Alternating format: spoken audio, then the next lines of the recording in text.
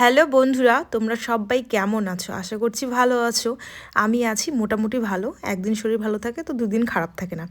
এইভাবে করতে করতে কিন্তু কোয়ার্টার আমার প্রায় 2.5 মাস প্রায় চলছে, মানে 3 মাস হয়নি এখনও।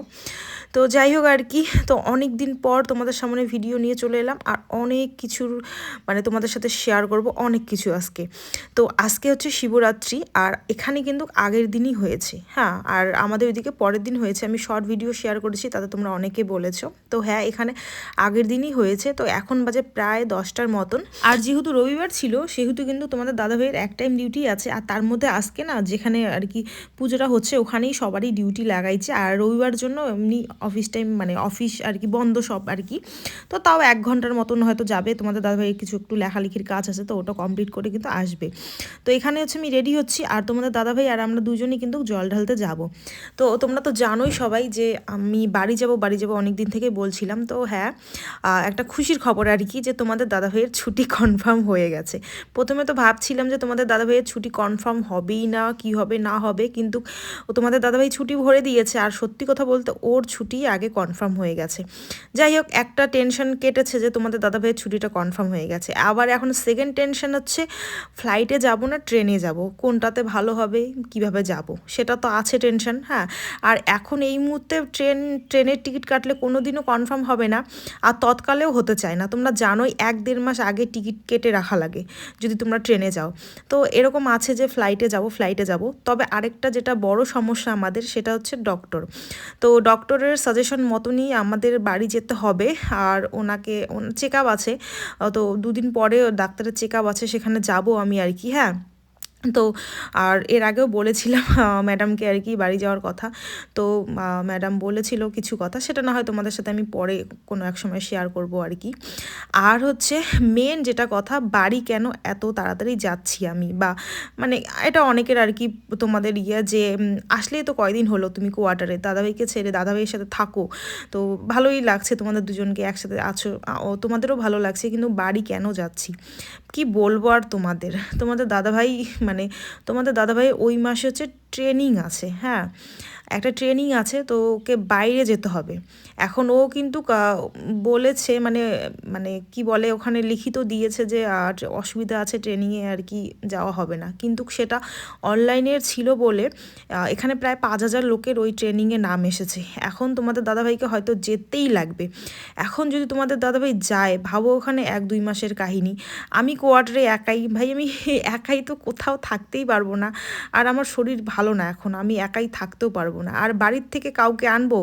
আমার মার বর্তমানে সেই সমস্যা, আমার শাশুড়ি মার বর্তমানে সেই সমস্যা। সত্যি কথা বলতে আমি যে কিভাবে এখানে যে কাটালাম না, আমি বাড়ি ভালো ভালো করে যাই, তোমাদের সাথে আমি সব ভিডিও শেয়ার করব যে মানে কতটা খুব সুন্দর অভিজ্ঞতা হয়েছে, অনেকটা তিক্ত অভিজ্ঞতা হয়েছে, মানে অনেক কিছু আমার সাথে এই 2.5 মাসে, এখানে 2.5 মাস এরকম হলো আসার, তো অনেক কিছু আমার সাথে ঘটে গিয়েছে, যেটা আমি আর তোমাদের দাদাভাই আমরা দুজনেই সেটাকে মানে দুজনের মধ্যেই দুজনেই সেটাকে আমরা মানে ঠিক করে নিয়েছি, আর কোথাও বলিনি বা কাউকে তোমরাও জানো না। তো এগুলো জিনিস বাড়ি গিয়ে তোমাদের সাথে শেয়ার করব যদি কোনোদিনও সময় পাই। তো এই হচ্ছে আমার কাহিনী, তোমাদের দাদাভাইকে এরকম ট্রেনিংয়ে পাঠিয়ে দিবে, আমি থাকবো কীভাবে এখানে, বাড়ির থেকে আসারও লোকজন নেই। বাড়ির থেকে লোক আসলে সত্যি কথা বলতে কোনো সমস্যা হতো না, আমি এখানে থেকে যেতাম, কিন্তু যেহেতু বাড়ির থেকে লোক আসতে পারবে না, আর তোমাদের দাদাভাইও এমন ভুল করে নাম দিয়েছে কি বলবো, আর মানে ওর এখন নামটা দেওয়া উচিতই ছিল না, কিন্তু মানে ওই যে মানে আগেও দিয়েছিল একবার, আসেনি নাম, তো ওই ভেবে না ও এবারও নাম দিয়েছে। তো এবার এমন ভগবানের লীলা, এবার নাম আসছে কি বলবো আর। তো যাই হোক আর কি, তো এই তো অনেক কিছু দেখো তোমাদের সাথে শেয়ার করলাম, ভিডিও তো এখন শেয়ার করা হয় না, তবে ভাবছি আস্তে আস্তে তোমাদের সাথে ডেইলি ব্লগ শেয়ার করব। জানি না কবে আমার শরীর ভালো হবে আর এইভাবে তোমাদের সাথে ডেইলি ব্লগ শেয়ার করতে পারবো, আর তার মধ্যে তোমাদের অনেক কৌতূহল থাকে, আর সেজন্য আবার ডেইলি ভিডিও শেয়ার করি না, কারণ অনেক রকমের অনেক কিছু মন্তব্য করো, আবার খারাপও মন্তব্য করো, তার জন্য আবার ডেইলি ভিডিও কিন্তু আমি ছাড়ি না। হ্যাঁ, কারণ অনেক কিছু প্রশ্নের উত্তর তোমাদের আমি দিতে পারবো না, তো দিতে যখন পারবোই না, তাহলে প্রতিদিন ভিডিও দেওয়ার কোনো মানে হয় না। যখন মানে সব কিছু তোমাদের সাথে শেয়ার করতে পারবো, তখনই আমি রোজ ভিডিও শেয়ার করব। তো দেখো বাড়িতে কিন্তু আমি তো শিব ঠাকুর নিয়ে এসেছি বাড়ি থেকে, তো বাড়িতে শিব ঠাকুরের পুজো দেওয়া কমপ্লিট, দুজনে আর কি দিয়েছি। আর তোমাদের দাদাভাই এই গোলাপ দুটো কালকে নিয়ে এসেছে। তো আমরা কিন্তু ওই যে তোমার Valentine day, chocolate day, teddy day এগুলো কোনো কিছু পালন করি না, আগের থেকে তোমরা সেটা দেখোই। তো এমনি হয়তো কোনো ভিডিও টিডিও বানালে বানাই, তাছাড়া তেমন আমরা কোনো সময় আগে যখন আমরা প্রেম করতাম তখনও কোনো দিনও পালন করিনি, বিয়ের পরে তো আরই না। আর পছন্দ না এগুলো জিনিস আমার পালন করা। তো তোমাদের দাদাভাই কালকে শখ করে দুইটা হচ্ছে ফুল নিয়ে এসেছে, মানে খোপায় দিব বলে। তো এই দেখো ফুল দুটো কত সুন্দর। তো ফুল দুইটা কিন্তু এই যে সামনে দেখতে পাচ্ছ হলুদ শাড়ি পরা দিদিটা আমাদের কিন্তু উপরে থাকে, আমাদের ওই বিল্ডিংয়ে ওই দিদিরা আর আমরা দু ফ্যামিলি থাকি। তো ওই দিদি কিন্তু তারপরে লাস্টে ফুল দুটো লাগিয়ে দিয়েছে, আমি নিজে না ফুল দুটো লাগাতেই পারিনি। তো এটা হচ্ছে কিন্তু আমাদের এখানে ব্যারাকের মন্দির, ফার্স্ট টাইম আমি এই মন্দিরে এসেছি এই 2-2.5 মাসে, একদিনও আসিনি। তো দুজনেই চলে এসেছি, এখনও কিন্তু ব্রাহ্মণ আসেনি, মানে পুজো পরে শুরু হবে, তার আগে আমরা সবাই কিন্তু এখানে মানে জল ঢেলে নিচ্ছি। তো এটা হচ্ছে মন্দির, সামনে শিব ঠাকুরের ফটো আছে, লিঙ্গ আছে, আর তার মধ্যে সাইডে গণেশ না তোমরা হনুমান ঠাকুরও দেখলে আরও আছে অনেক।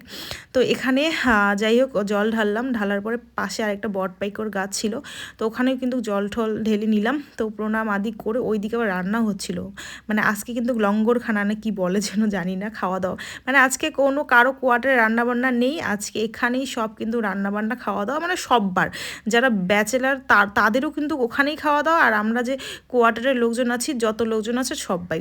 তো ওই দিদিরা কিন্তু অলরেডি চলে গেছে কোয়ার্টারে। আর এই যে দেখো মাগো, তো এরা তো হিন্দিভাষী আর কি, তো খুব এদের সাথে আমার একটা খাতির হয়ে গেছে। তো আমি দিদিকে বলেছি যে আমি মাগোকে রাখলাম, তোমরা যাও, আমাদের সাথে এখন একসাথে যাব।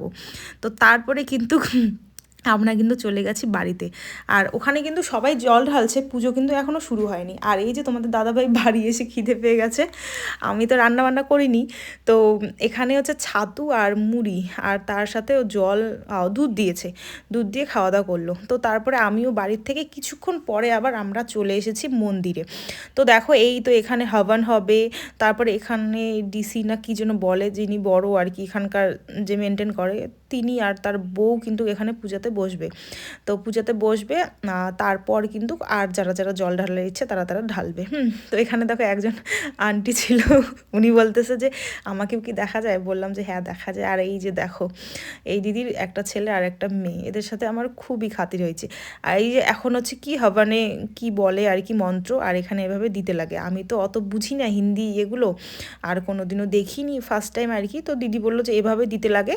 এখানে না কি কি চন্দনের গুঁড়া, কাঠ, মানে কাঠ আছে, চাল আছে, এরকম আর কি।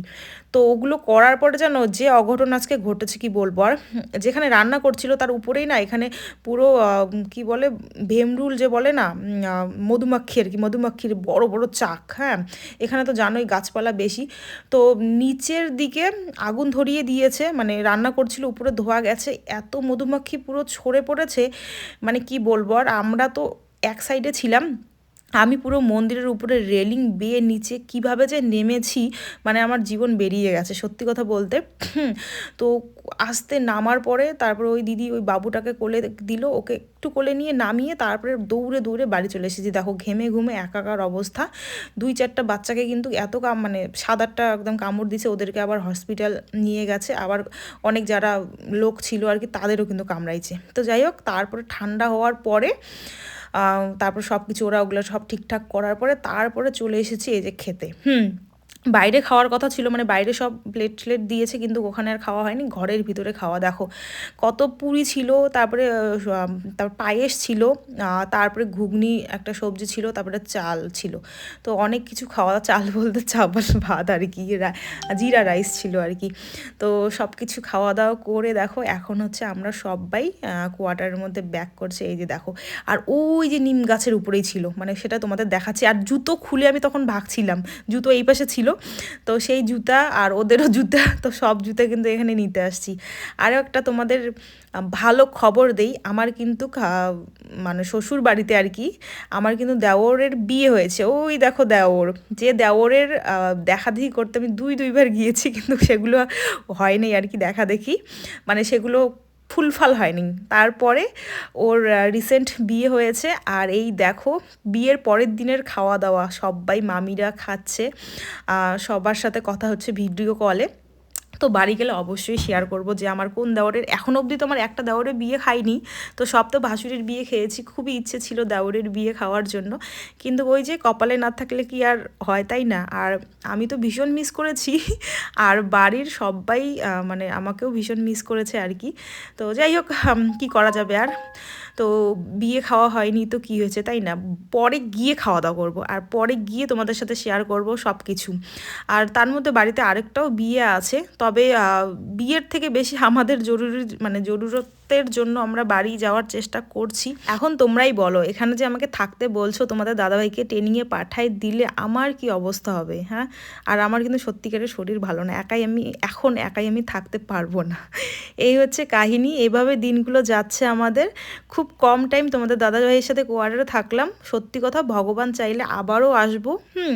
তো এখন চাই যে ভগবান মানে খুব আমাদের আর কি একটু আশীর্বাদ আমাদের উপরে বানায় রাখুক, দিনগুলো যেন আমার একটু ভালো করে কাটে, আগের দিনগুলো আর কি, সামনের যে দিন আসছে।